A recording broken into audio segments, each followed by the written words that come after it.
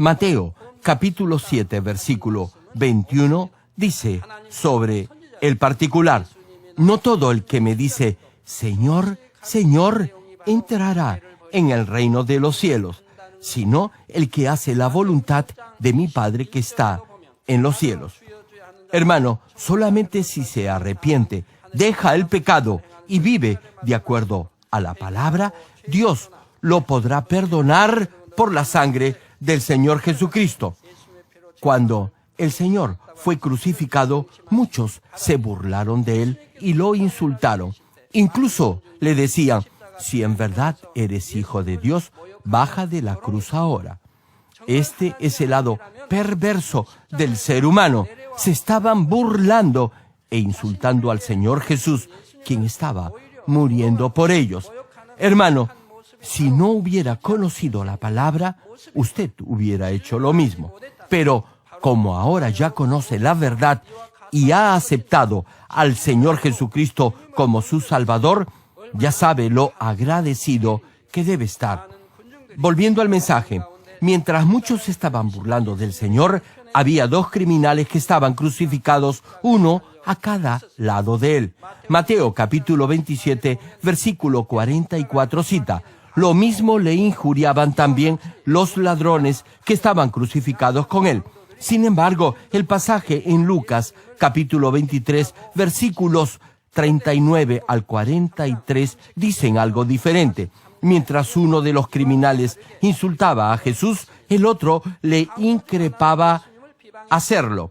La pregunta es, ¿por qué se presenta esta diferencia en la Biblia? El propósito de Dios es que, cuando se leyera posteriormente la Biblia, se pudiera sentir este episodio de la forma más real posible.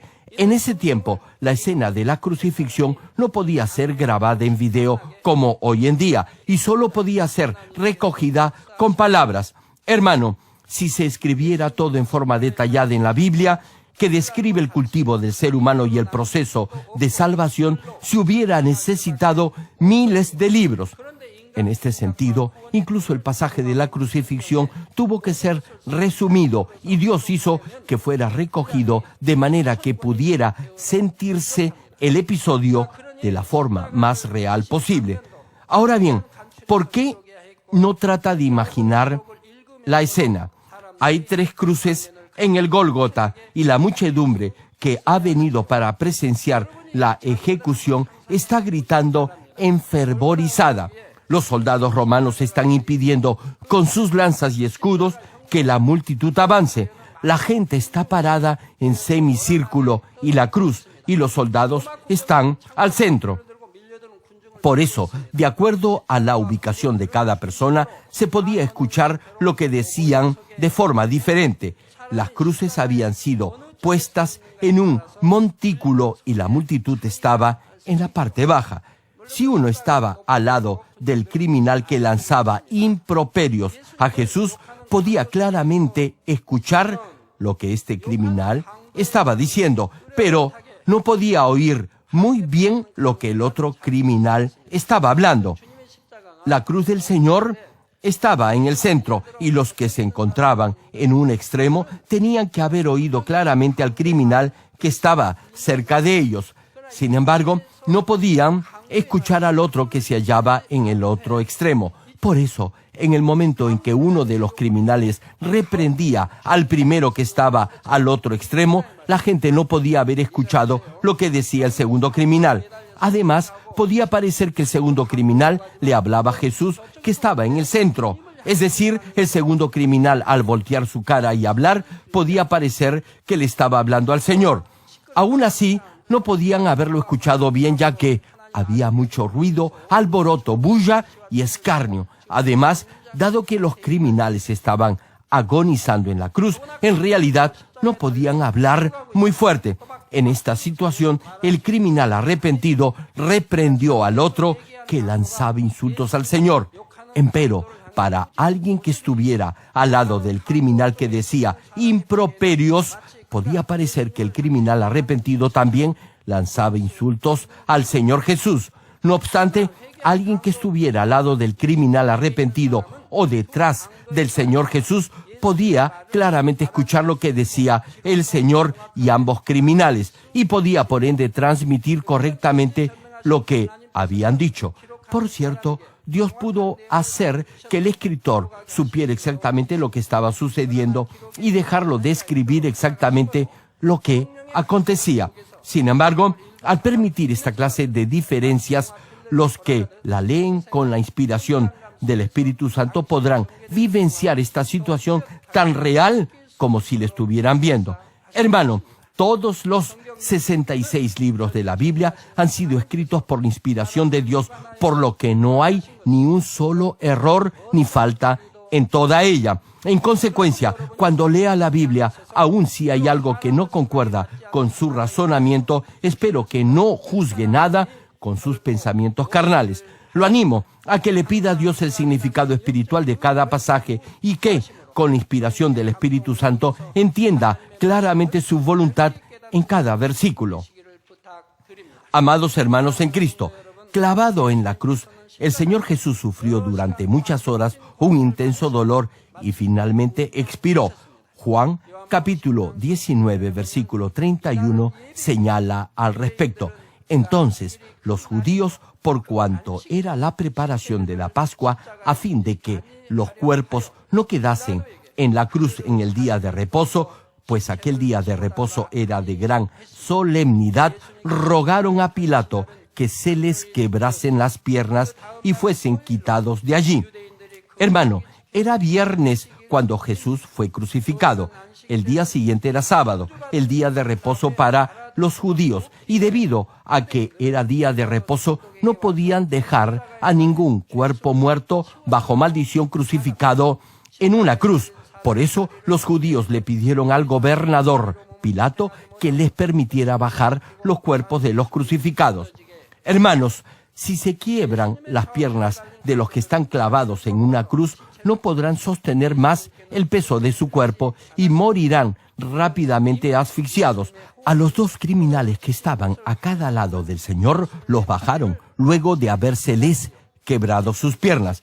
Pero no fue lo mismo con el Señor. Los soldados vieron que el Señor ya no respiraba. Sin embargo, no le quebraron sus piernas. El Salmo 34, versículos 19 y 20 mencionan: muchas son las aflicciones del justo. Esto es, al malvado le desagradan los justos. Aun cuando los justos no le hagan daño, el perverso tratará de matarlos. Continúa el pasaje: pero de todas ellas le librará Jehová. Por eso, si Dios no lo libra de dificultades, se podrá sentir desamparado. Pero Dios siempre lo protegerá y lo librará. Finaliza el pasaje: Él guarda todos sus huesos, ni uno de ellos será quebrantado. Todas estas profecías del Antiguo Testamento se cumplieron. El Señor Jesús fue crucificado para llevar todos los pecados de la humanidad. Sin embargo, Jesús mismo no pecó. Él fue un hombre justo, inocente y sin mancha. Dios protegió a Jesús para que ninguno de sus huesos fuera quebrado, como fue profetizado en el Antiguo Testamento. También en Números capítulo 9, versículo 12 y en Éxodo capítulo 12, versículo 46, Dios manda al pueblo de Israel a comer el cordero sin quebrar ninguno de sus huesos. En la Biblia, el cordero simboliza al Señor Jesucristo. Por eso, Dios les mandó no quebrar ningún hueso del cordero que representa al Señor. Como fue profetizado, ningún hueso del Señor Jesús fue quebrado, pero un soldado le abrió su costado con una lanza. Juan capítulo 19, versículo 34 dice: pero uno de los soldados le abrió el costado con una lanza y al instante salió sangre y agua. Hermano, la cabeza y el rostro del Señor Jesús estaban cubiertos de sangre por la corona de espinas. Además, todo su cuerpo tenía cortaduras por los latigazos recibidos y estaba cubierto todo de sangre. Y aún después de ver al Señor Jesús en esa condición y sabiendo incluso que ya estaba muerto, aún así le abrieron su costado con una lanza. Al igual que animales voraces que despedazan el cuerpo de animales muertos, así lo hicieron con el cuerpo de nuestro amado Señor, ensañándose con toda crueldad y maldad. Tan solo reparando en esto, podemos ver lo perverso que es el ser humano. Hoy en día, el pecado prevalece y es aún más denigrante que en los tiempos del Señor Jesús, a pesar que se muestran más claras evidencias para creer en el Dios creador. Aún así el impío no quiere creer en Dios. El ser humano se arrastra tras la lujuria de este mundo, manchándose más con el pecado. Los más perversos odian y persiguen a quienes le predican el Evangelio. Aún si ven milagros hechos en el nombre del Señor Jesucristo y se muestran señales y prodigios, hay muchos que no creen en Dios. No obstante ello, Jesús fue crucificado por todos esos pecadores. Espero que ahora todos estén mucho más agradecidos por el amor de Dios, quien dio a su único Hijo, y por el amor del Señor, quien dio su vida por todos nosotros. Queridos hermanos, hay también un significado espiritual en el hecho que Jesús fuera traspasado en su costado y saliera sangre y agua de su cuerpo. En primer lugar, esto prueba que el Señor Jesús vino a este mundo como hombre. Juan capítulo 1, versículo 14, señala que Jesús es el Verbo quien vino a este mundo en carne, lo que significa que Dios, quien es espíritu, vino en cuerpo humano. Jesús no fue concebido por la unión del espermatozoide de un hombre y el óvulo de una mujer, sino por el poder del Espíritu Santo. Aún así tenía el mismo organismo de todo ser humano y creció como cualquier persona. Debido a ello, cumplió con la primera condición para ser el Salvador. La primera condición para ser el Salvador es que el Redentor debía ser un hombre. Ni los ángeles ni los animales podían redimir a la humanidad de sus pecados. Solo un ser humano podía librar a otro de sus pecados para salvarlo del infierno. Por eso Jesús vino a este mundo revestido de un cuerpo de carne y hueso. Como nosotros, sintió dolor al ser azotado y también sintió cansancio, sed y hambre. Mateo capítulo 4, versículo 2, cita: y después de haber ayunado 40 días y 40 noches, tuvo hambre. También Juan capítulo 4, versículo 6 agrega: y estaba allí el pozo de Jacob. Entonces Jesús, cansado del camino, se sentó así junto al pozo. Era como la hora sexta. En resumen, al brotar sangre y agua de su cuerpo cuando fue traspasado con una lanza, se probó una vez más que el Señor Jesús tuvo cuerpo humano. En segundo lugar, al derramar Jesús su sangre y agua, da a entender que el ser humano que tiene cuerpo físico puede ser también partícipe de la naturaleza divina. Es decir, ustedes y yo también podemos participar de su naturaleza divina. Mateo, capítulo 5, versículo 48, cita: sed, pues, vosotros perfectos, como vuestro Padre que está en los cielos es perfecto. Y primera de Pedro, capítulo 1, versículo 16, añade: porque escrito está, sed santos, porque yo soy santo.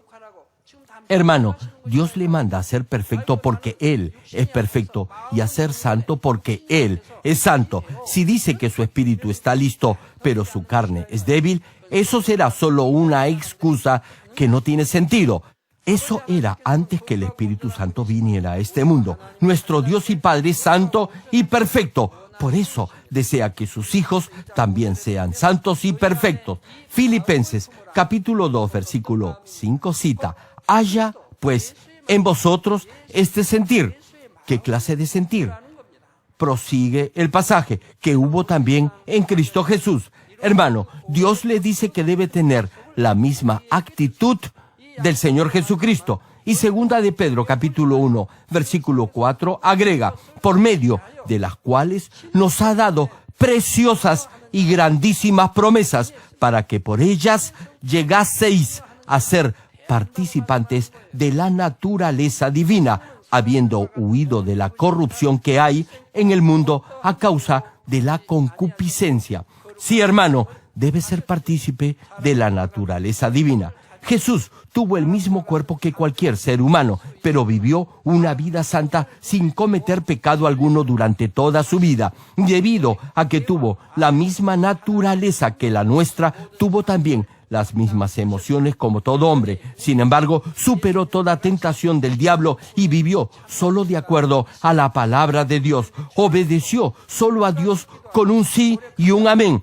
Y así cumplió con el propósito que Dios tenía para su vida. Por eso puede y debe participar de esa misma naturaleza divina, exactamente como Jesús lo hizo. Todo aquel que cree en el Señor, que ore fervientemente y dé lo mejor de sí mismo, podrá recibir gracia y fortaleza de Dios y la ayuda del Espíritu Santo para desechar todo pecado y toda maldad. En tercer lugar, Jesús derramó su sangre y agua para testificar que podrá vivir una vida con propósito y gozar de la vida eterna por medio de la sangre y el agua que brotó del cuerpo del Señor. La sangre del Señor, quien no tuvo pecado original ni cometió pecado personal, es una sangre sin mancha ni defecto. Podrá ser perdonado de sus pecados y disfrutar de la vida eterna porque Jesús derramó su preciosa sangre. Además, espiritualmente el agua simboliza la palabra. En la medida en que escuche la palabra de Dios y la ponga en práctica, podrá despojarse del pecado y llegar a ser justo. Por tanto, la sangre y el agua que Jesús derramó tienen poder para transformarlo y también para salvarlo del infierno. Al brotar sangre y agua de su cuerpo, Jesús declara una vez más que lo ha perdonado de su pecado y que podrá recibir la fortaleza para vivir una correcta vida cristiana de acuerdo a la palabra de Dios. Termino el mensaje.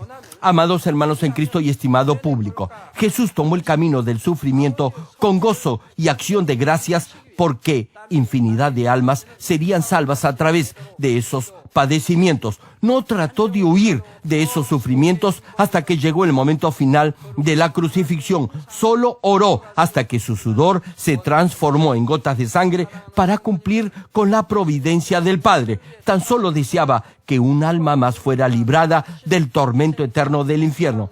Espero que siempre recuerden los sufrimientos que el Señor Jesús padeció y su sacrificio y amor al derramar su sangre y agua por cada uno de nosotros. Jesús llevó todos esos sufrimientos y derramó su sangre y agua no por cualquier persona, lo hizo por usted, por sus pecados y para salvarlo del infierno. La pregunta es, ¿qué debe hacer entonces para al menos intentar compensar ese gran amor del Señor?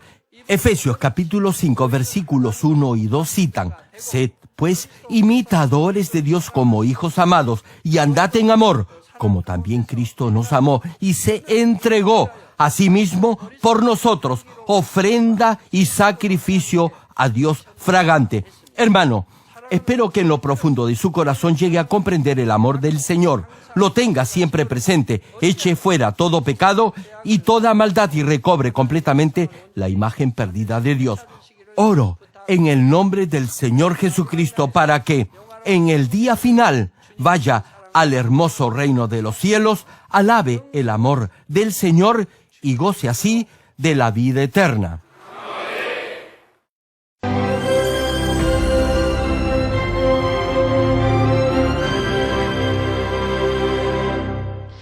Aleluya, Dios Todopoderoso de amor, pon tu mano sobre todos los hermanos y hermanas y sobre todos los miembros de nuestras iglesias en el mundo entero que están recibiendo con fe esta oración que trasciende el tiempo y el espacio a través del satélite, la televisión, el internet o que le están escuchando por radio o por cintas de audio en todo el mundo. Pon fe en sus corazones para que puedan creer en ti y se despojen de todo pensamiento negativo y toda duda. Líbralos de toda prueba y aflicción. Quema con el fuego del Espíritu Santo de la cabeza a los pies toda parte enferma, incluyendo toda célula, tejido y nervio, todo órgano interno e intestinos. Que la luz de tu Espíritu venga sobre ellos. En el nombre de Jesucristo, ordeno al diablo y a Satanás, a todo tipo de enfermedad, germen y dolencia, fuera. Quema con el fuego del Espíritu Santo toda enfermedad incurable y toda dolencia crónica. que toda enfermedad contagiosa, resfriado y fiebre desaparezca. Protégelos de cualquier tipo de microbio, virus y bacteria. Sánalos de todo tipo de cáncer, incluyendo cáncer al estómago, al pulmón, al hígado, cáncer de mama, cáncer al útero, al intestino y toda otra enfermedad como el SIDA, leucemia, apoplejía cerebral, presión arterial alta y baja, enfermedades cardiovasculares y pulmonares, diabetes, enfermedades propias de la mujer, enfermedad a la tiroides y toda clase de inflamación. Quema con el fuego del Espíritu Santo toda polio, derrame cerebral, artritis y hernia, que todo tipo de dolor de espalda, de cabeza y toda clase de neuralgia desaparezca. Líbralos de toda epilepsia, autismo, depresión, neurosis y enfermedades mentales y de toda clase de parálisis. Que los cojos y tullidos se levanten y caminen. Restaura la vista y el oído. Que los ciegos abran sus ojos, los sordos vuelvan a oír y que los mudos empiecen a hablar. Líbralos de todo tipo de accidente. Restaura los huesos rotos. Sana toda quemadura. Líbralos de toda adicción a las drogas. Regenera los nervios, tejidos y células muertas. Revive a los muertos. Bendice a los que no pueden tener hijos. En el nombre del Señor Jesucristo, ordeno al diablo y a Satanás, al príncipe de la potestad del aire y a toda fuerza del mal, ¡fuera!